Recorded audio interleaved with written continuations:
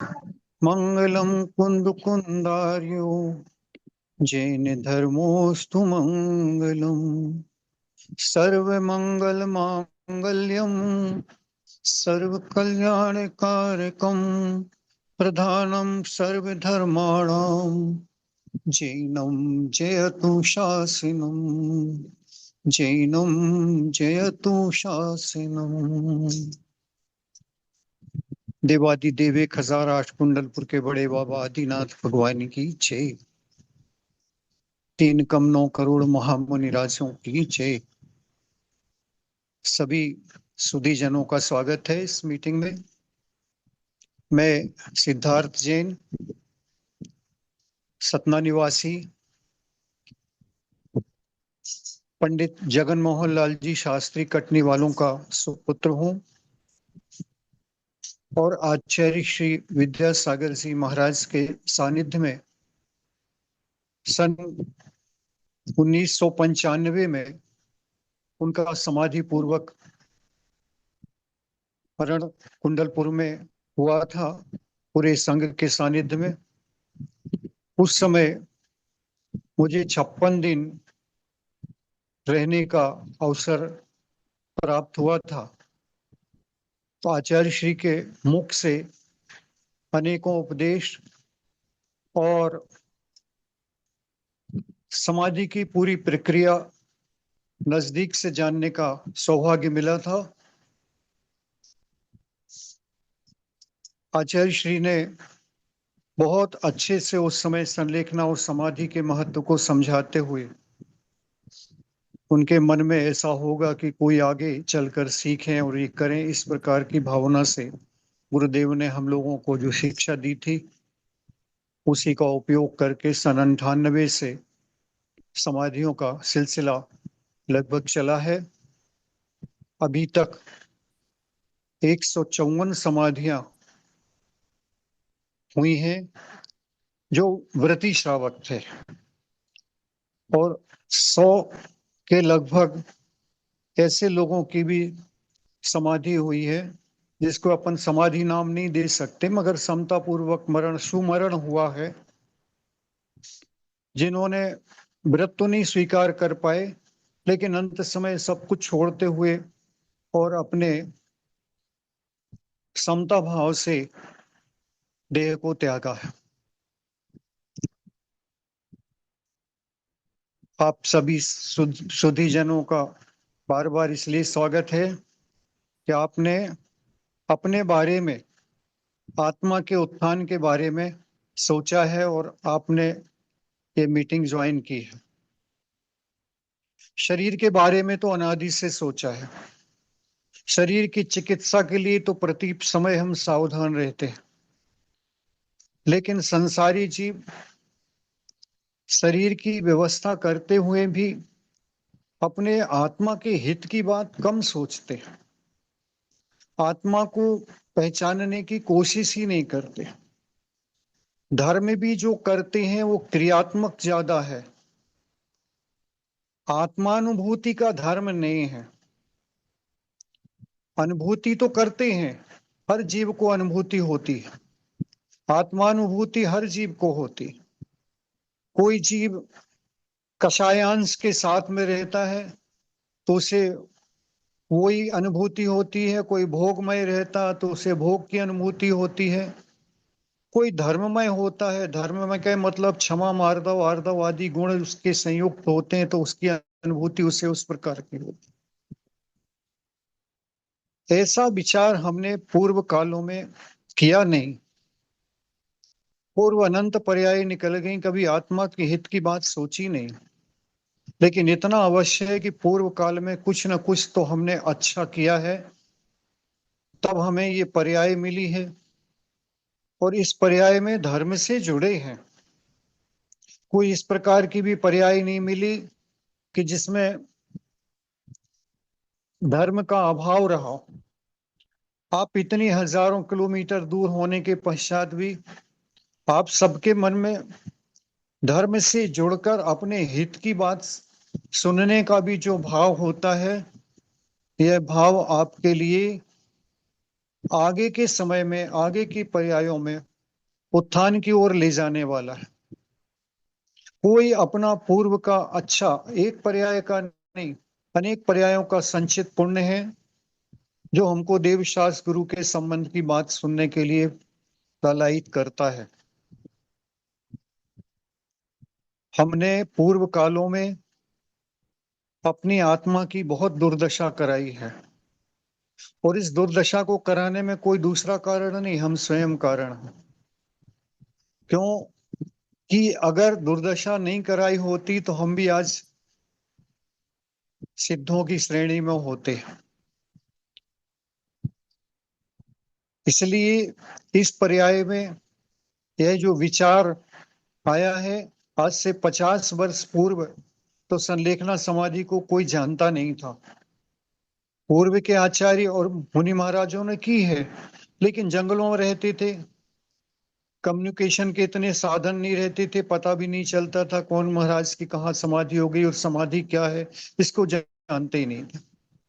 ये विगत 50 वर्षों से आचार्य भगवंत ने, विद्यासागर जी महाराज ने, जो ये अपने गुरु की समाधि कराने के पश्चात, आचार्य ज्ञान सागर जी की समाधि कराने के पश्चात जो समाधि का ज्ञान दिया है और उसके लिए प्रोत्साहित किया है, वह अतुलनीय है। अकेले मुनि के लिए नहीं, लेकिन आचार्य श्री ने एक बात और कर दी कृपा करके, कि श्रावक भी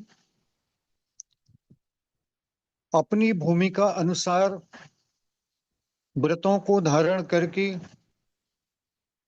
और परीक्षा में बैठ सकता है। व्रतों का धारण करना, पूर्वक जीवन निकालना पढ़ाई है, और अंत में उस पढ़ाई का सार क्या है, तो परीक्षा में बैठकर संलेखना रूपी, समाधि रूपी, समता रूपी परीक्षा में बैठकर और अपने अंतिम पढ़ाई को पूरी करके यहाँ से प्रस्थान करना, देह को छोड़ना, ये समता पूर्वक, समाधि पूर्वक संलेखना है। इसका तात्पर्य यही है जो हमने विषय रखा है, समता क्या है, समाधि क्या है और संलेखना क्या है। समता पूर्वक सर्व वेदनाओं और कषायों से जीत कर, कषायें तो आएंगी, पूर्व का उदय है, वेदना तो आएगी, शरीर है तो वेदना से रहित नहीं हो सकेगा। लेकिन जब हम एक जरूरी कार्य में होते हैं और ऐसा भी होता है कि वो कार्य की हमारी पूर्ति निरंतर होती जा रही, जो सफलता हमें चाहिए थी वो उम्मीद से ज्यादा मिलती जा रही है, उस समय हम शरीर से, वेदना से पीड़ित भी होते हैं, तो उस वेदना को स्वीकार न करके अपने लक्ष्य की ओर बढ़ते चले जाते। उदाहरण की देता हूं, जैसे कोई एक दुकानदार होता है, और दुकानदार के पैर में प्लास्टर चढ़ा है, उसके वेदना हो रही है, लेकिन मजबूरी है, वह दुकान पर बैठा है और रोज की अपेक्षा 5 गुना 10 गुना काम उसके पास आ रहा है, और वो बैठे बैठे पूरा काम करता चला जा रहा है। टिफिन भी उसका आकर रखा हुआ है, लेकिन वो टिफिन को भी भोजन, टिफिन का भोजन भी नहीं कर पाया। शाम हो गई सुबह से, फिर भी उसे आनंद आ रहा है। क्यों आनंद आ रहा है? कि उसका जो मनपसंद कार्य था वह पूर्ण हो रहा है। वह पूर्ण होने की स्थिति में उसे न शरीर की वेदना याद रही, न भूख याद रही। ऐसा हमारे जीवन में अनेकों बार होता है। तो इसका मतलब है कि समता रखने की शक्ति हमारे अंदर है, वेदना को सहने की शक्ति है, कषायों को जीतने की शक्ति है। बस माइंड को डाइवर्ट करना है, उस तरफ लगाना है जिसके कारण यह वेदना और कषाय शांत हो जाए। इसी का नाम समता है। मन है, वचन है, काय है, तो इनका उपयोग तो होगा।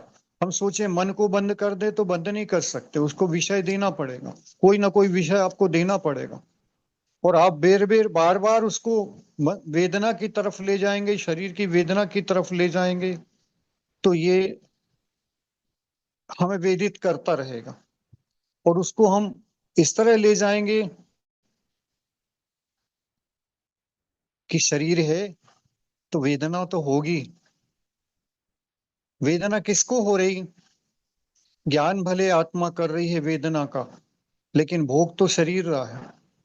और शरीर के कारण जो वेदना हो रही है, वह वेदना कितनी हो रही, जैसे अपन छह ढाला इत्यादि में पढ़कर आए हैं, वो वेदनाएं सबने पढ़ी होंगी।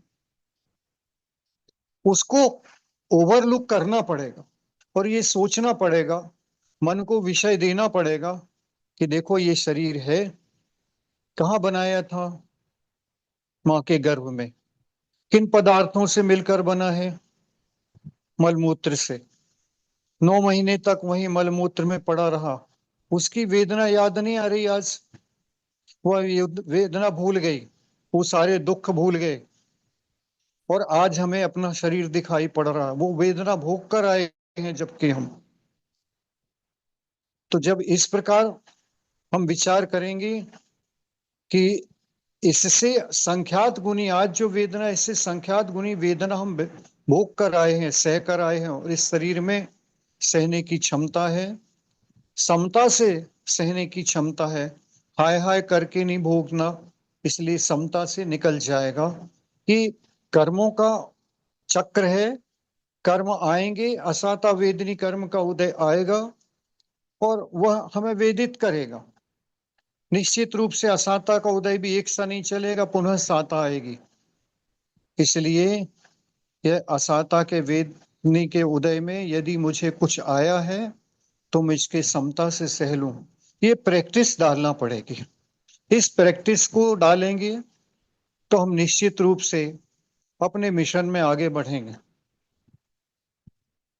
ये समाधि संलेखना जैनाचार्यों ने जन्म के साथ, जीवन के साथ मरने की कला सिखाई है। एकमात्र जैन दर्शनों में ये बात कही है, बाकी दर्शन में मरण की कोई कला की कोई बात आती नहीं है। मरने की जो कला जैन आचार्यों ने सिखाई है, उस कला को सीखने वाला फिर अपने शरीर संबंधी भय से निर्भय हो जाता।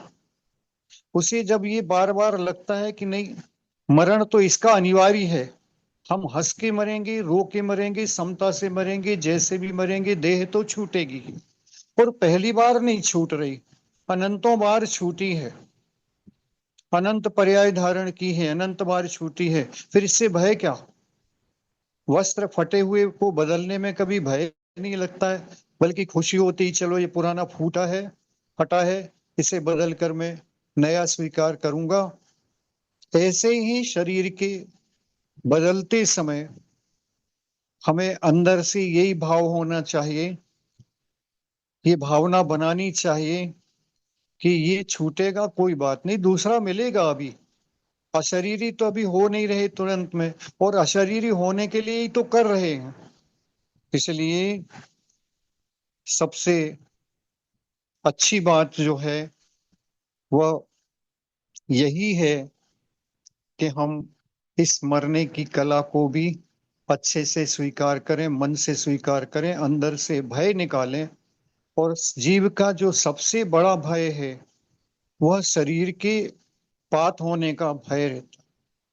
संसार की 3 गति के जीव, इसलिए इनको सुख, 3 गति को शुभ लिया है।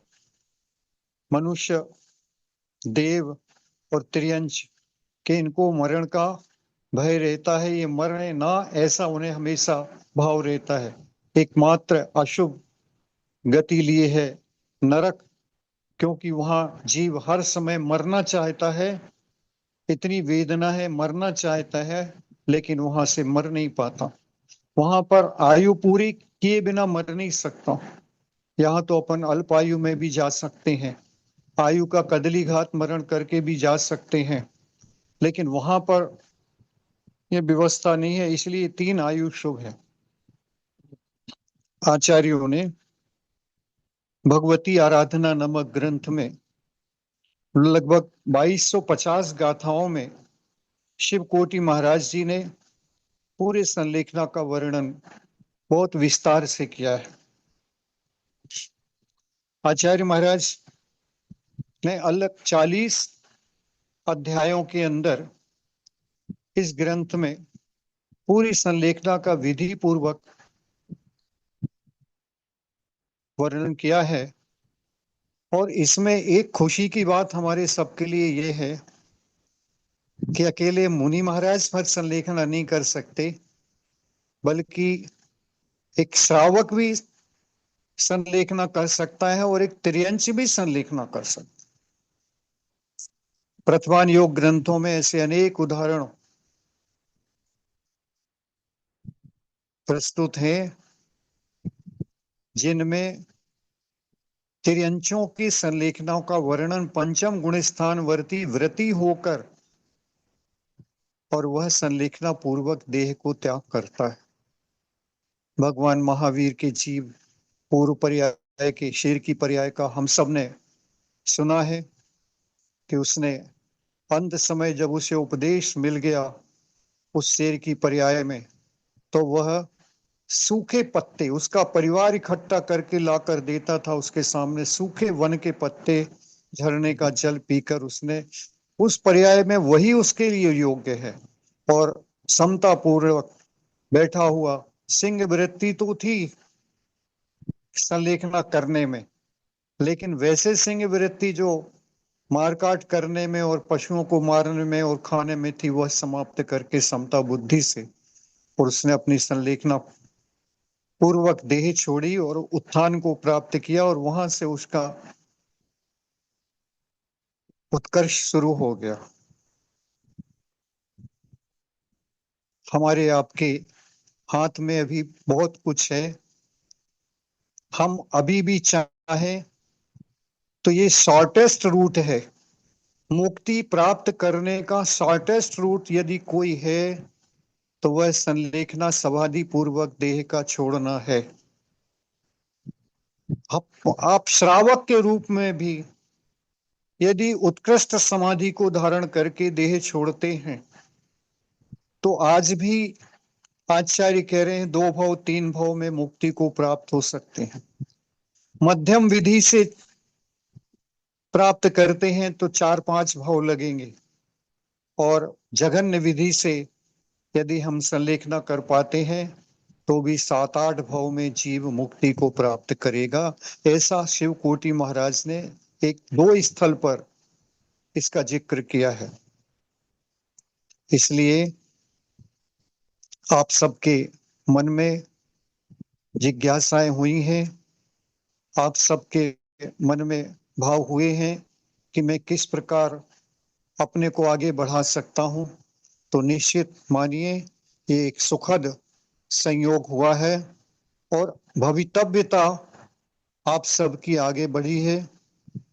ऐसे ऐसे लोग समाधि करके गए हैं अभी विगत दिनों में कि जिसके बारे में अपन सोच भी नहीं सकते, और इतनी ऊंचाइयों से समाधि करके गए। अभी पिछले हफ्ते एक समाधि संलेखना पूर्ण हुई है। उस भव्य जीव ने 9 उपवास के साथ, 9 निर्जल उपवास के साथ दशम प्रतिमा धारण करके मुनि श्री सुधा सागर जी महाराज को निवेदन करके उन्होंने दशम प्रतिमा धारण कराई और नाम दिया पुण्य सागर जी। उन्होंने उसी समय चारों प्रकार के आहार आजीवन के लिए त्याग किए। और सबसे विशेषता रही जो हमने अभी तक 150 समाधियां में अनुमोदना की होगी अपनी, उसमें एक विशेषता थी कि उस भव्य जीव ने वैयावृत्ति नहीं कराई। 9 दिन तक सिर पर हाथ नहीं रखवाया, पैर पर पेट पर वेदना थी, वेदना को सहते रहे, लेकिन ना तो एक भी उफ किया, ना एक भी आवाज लगाई, ना एक भी चिल्लाहट की, ना कोई झुंझलाहट आई उनके चेहरे पर, ना शरीर पर, ना किसी को कुछ कहा।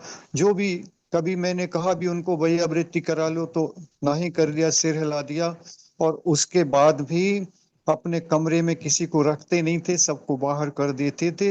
ऐसी उत्कृष्ट संलेखना के बारे में सुना तो है, यद्यपि ये इंगिनी मरण नहीं है, लेकिन इंगिनी मरण जैसा है, जो आज के समय में असंभव है, असंभव।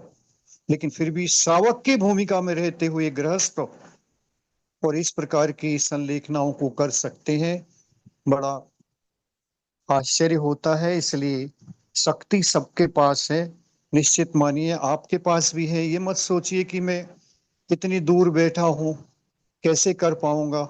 आचार्य भगवान ने हमको एक क्लू दिया था सन 1819 में, जब कोरोना का काल था। एक समाधि के संबंध में आचार्य श्री को अनुमति ली, तो आचार्य श्री को लगा कि ये शायद वहां जाएगा, तो 5 मिनट बाद कॉल बैक करवा के आचार्य श्री ने संकेत किया हमको कि जाना नहीं है, तकनीक का उपयोग करो। तो तकनीक का उपयोग करो का मतलब मोबाइल इत्यादि के माध्यम से देखो और वहीं उनको निर्देश करो। उससे बहुत लाभ हुआ, और अब पूरे देश में जहां कहीं भी हमें संलेखना के अवसर को आता है, लोगों के फोन आते हैं, उसके अनुसार उनकी विधि वहीं पर शुरू कराते हैं। और इससे उनको समझा भी देते हैं कि देखो मैं सामने रहूंगा, तो भी किसी नगर में आऊंगा तो आपके पास इमरजेंसी होगी तो हमें 30 मिनट से ऊपर लग जाएगा आपके पास पहुंचने में। लेकिन हम तकनीक से आपके पास सेकंड के अंदर हम आपके कमरे में होते हैं, आपके चेहरे को देखते हैं, आंख को देखते हैं, आपके पैरों को देखते हैं, और उससे हमें अंदाज लग जाता है, चिन्ह दिखते हैं, लक्षण दिखने लगते हैं, आपको सावधान करते हैं। और उस सावधानी के कारण पूरे टाइम हम आपसे जुड़े रहकर आपको सावधान रहते हुए और आगे की क्रियाओं को संपन्न कराते रहते हैं। इसलिए आपके मन में भी अगर भाव आएंगे, अपन आगे हर मंगलवार को ये मीट्स करेंगे, और उसमें आपकी समस्याएं, आपकी जिज्ञासाओं को भी शांत करेंगे। जिज्ञासाएं और शंकाएं जो भी आपकी होंगी, आप लिखकर दीदी के पास में, चारू जी के पास दे देंगे या हमारे पास भेजेंगे। उसके समाधान अगले एपिसोड में हम आपको विधि पूर्वक कर देंगे। हम ये चाहते हैं कि अंदर के वैभव को जगाएं। शरीर का इलाज बहुत किया है, आत्मा की दुर्दशा बहुत कराई है। जिसकी दुर्दशा होनी ही है, जिसको जलना है मिट्टी में, मिलना है मिट्टी में और जलना है अग्नि में, उसकी हम सेवा पूरे जीवन भर करते रहते हैं, और जिसकी सेवा करनी चाहिए उसको भूल कर बैठे। यदि हम आज भी कोशिश करेंगे, आज भी संभलने का प्रयास करेंगे, तो हमारे पास अभी बहुत समय है, और इसको हम समता समझकर प्रयास करने का काम करेंगे तो निश्चित रूप से हम शरीर की चिकित्सा के लिए मनाही नहीं की जा रही। शरीर की गहन चिकित्सा जैसे आप आईसीयू में करते हो, बस यही सोच लो कि आत्मा की चिकित्सा का आईसीयू हम कैसे करें, कौन से आईसीयू को बनाए, उस में गहन चिकित्सा धर्मात्माओं के बीच में उसी प्रकार विधि को संपन्न करें। आपके पास में, आपके कैलिफोर्निया में एक बहन रुचि है, जिसने अपनी यहाँ इंडिया पर आकर अपनी माँ की संलेखना कराई थी, और उसे पूरा अच्छा अनुभव है। एक और रुचि है, सेकंड रुचि, जिसने 6 महीने इंडिया में रुककर अपनी माँ को, कैंसर से पीड़ित थी और दिल्ली के अंदर, उसको फ्लैट भी बदलवा कर हमने ऐसे पटपटगंज पर ले आए थे कि आप जो है यहाँ पर रहो, यहाँ पर और लोग सहयोग कर देंगे, आप अकेली हो। और उसने 6 महीने माँ की सेवा करी और उनकी उत्कृष्ट संलेखना में सहयोग किया। तो ऐसे परिचारक भी आपके पास वहां पर उपस्थित है, जो स्वयं रूबरू भी ये चारू बहन भी कर सकेंगी। इनके बहुत भाव है कि इस प्रकार के लोगों को यहाँ पर भी वह सुविधा मिल सके। स्थान की तलाश में भी है, हो सकता है आपको आपकी जागृति देखकर कोई ऐसा स्थान भी नियत कर सकें जहां पर उनको रख सकें संलेखना समाधि करने वालों के लिए, और उनको परिचारक बनकर उन्हें सहयोग भी करें, उनके भाव जागृत करें, भावों को अनुसार उनको विषय दें और उन्हें आगे बढ़ाएं कि सब कुछ संभव है यदि आप लोग चाहेंगे तो। पूज्य परमार सागर जी ने तो एक बीड़ा उठाया है, और गुणायतन का जो उन्होंने प्रोजेक्ट तैयार किया है उसमें उनके लिए बहुत बड़ा समाधि भवन बनाने की भावना है कि 2 4 5 समाधियों वाले एक साथ भी यहाँ पहुंचे तो उनकी समाधि की पूरी व्यवस्था यहाँ पर रहे। उन्होंने उसके निमित्त से 60 फ्लैट भी बना दिए, जिनको लेना होगा वो लेकर वहां पर रह सकेंगे। 200 फ्लैट और बनने की उम्मीद है, और सब प्रकार की व्यवस्थाएं रखकर उन्होंने हमसे वचन भी लिया है कि आपको हम वहीं पर रहना है, और संलेखनाओं के प्रभारी के रूप में वहां की व्यवस्था को देखना है। 10 15 लोगों की टीम बनाओ जो परिचारक के रूप में रहे, और आगे अब वो 1 साल 2 साल के अंदर कार्य में आ पाएगा। अभी वहां के पंचकल्याणक नहीं हुए, लेकिन ऐसी भावना आप वहां रहकर भी कर सकते हो। व्यवस्थाएं आपकी सब हो जाएंगी, हम आपको निर्देश कर देंगे, आपके वहीं वाले सहयोग कर देंगे और आप दूसरों का सहयोग कर दोगे, तो निश्चित रूप से विश्वास करना सारे जीवनों के पुण्य एक तरफ हैं, और एक जीव की समाधि सहयोग समाधि साधना में सहयोग करना का पुण्य का पलड़ा भारी है पूरे जीवन भर के किए हुए सत्कार्यों पर। और एक जीव की संलेखना आचार्य भगवती आराधना में लिख रहे हैं कि आप सिद्ध क्षेत्र की वंदना को जा रहे हो और सिद्ध क्षेत्र की वंदना करते हुए बीच में पता चल जाए कि ये यहाँ पर समाधि संलेखना चल रही है, तो आप एक दफे यात्रा छोड़ देना और संलेखना वाले जीव के दर्शन कर लेना। ये आपके लिए बहुत पुण्यगत कार्य है। इतनी महिमा आचार्यों ने कही है, निश्चित रूप से उसका महत्व है, और हम सबको इसका महत्व समझकर अपने अंदर वह जागृति और भावना भानी चाहिए कि मुझे कुछ भी हो जाए, मैं तो इस पर्याय में ऐसे मरण नहीं करूंगा, मैं तो अस्पताल में मरण नहीं करूंगा, छेदन भेदन के साथ मरण नहीं करूंगा। जब मरण ही होना है तो फिर अच्छे से क्यों नहीं हो। इस प्रकार की भावना यदि हम सब रखेंगे तो यह आपको प्रेरणादायी होगा। हम भावना करते हैं कि आप सब इस संबंध में अपने मानस पटल को तैयार करें और निर्भीकता से निर्भयता से आगे आए, अपने परिवार के वृद्धजनों की सेवा करने के लिए। कर्तव्य बोध से नहीं, कर्तव्य बोध तो है ही, लेकिन एक धर्मी व्यक्ति आगे बढ़ रहा है, उसे मुझे धर्म में बढ़ाना है, क्योंकि मैं इसकी सेवा शुश्रूषा वैयावृत्ति करके हम अपने जीवन को सफल करेंगे। वैयावृत्ति का प्रकरण इसमें बहुत अच्छा आगे आएगा। क्षमा क्या होती है, किस प्रकार अनिवार्य होती है, और वैयावृत्ति कैसा होती है, समर्पण कैसा होता है, ये मुख्य है। मुख्य में अपने दोषों की क्षमा करने के लिए जो श्रावक उद्यत हो जाता है कि मेरे इस पर्याय में जो मुझसे दोष लगे हैं, ऐसे ऐसे दोष लगे हैं जिनको अपने मुख से स्वीकार कर लेता है। बस मुख से स्वीकार करना और उस पर पश्चाताप करना, ये उस पाप को धो देता है।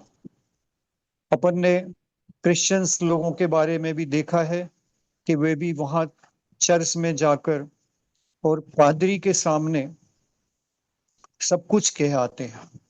पादरी पीछे बैठते हैं, पर्दे के सामने नहीं बैठते। पादरी को पता नहीं होता कि कौन व्यक्ति आया है और कौन व्यक्ति कह रहा है, अपने दोषों को निवारण करने के लिए कह रहा है, लेकिन उसके सामने जाकर लोग निर्भीकता से अपने दोषों को कह लेते हैं। बस इसी प्रकार निर्भीकता से हमें अपने दोषों का पश्चाताप करना है और पश्चाताप करके हमें आगे बढ़ना है। समय आपका सबका हो गया। मैं यहीं पर परम पूज्य आचार्य विद्यासागर जी महाराज के चरणों में कोटि कोटि नमन करता हूँ।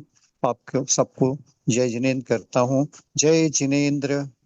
वंदना जय जिनेन्द्र। वंदना जय भैया, जिनेन्द्र। वंदना वंदना भैया जी, वंदना वंदना भैया जी। जी। बहुत अच्छा सेशन था भैया जी, बहुत बहुत अच्छा, अच्छा। बहुत अच्छा। वंदना अच्छा भैया लगा। Thank you. अभी आवाज आपकी नहीं आ रही। थैंक यू जी, बहुत अच्छा लगा। वंदना भैया जी। वंदना कक्का जय जी। जिनेन्द्र सभी को। जय जिनेन्द्र। हाँ, रुचि जय भी है। जिनेन्द्र सब। हाँ हाँ जी कक्का जी, मैं हूँ। आवाज नहीं आ रही, एक मिनट में। हाँ, नहीं आ रही। हमें आ रही है आपकी आवाज बिल्कुल।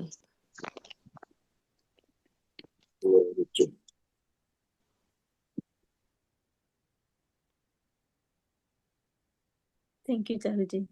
जी चलिए। बहुत अच्छा बहुत अच्छा लगा। सेशन था कक्का थोड़ा जी। कॉल लगा कर बोलो, इसमें आवाज नहीं आ रही। जी भैया जी जी। मैं कॉल करती चलिए हूँ। सभी को जय जिनेन्द्र। जय जिनेन्द्र थैंक यू सभी चारू को। जी, बहुत बहुत जय धन्यवाद जिनेन्द्र। जय जिनेन्द्र। ज्वाइन के लिए। Thank you.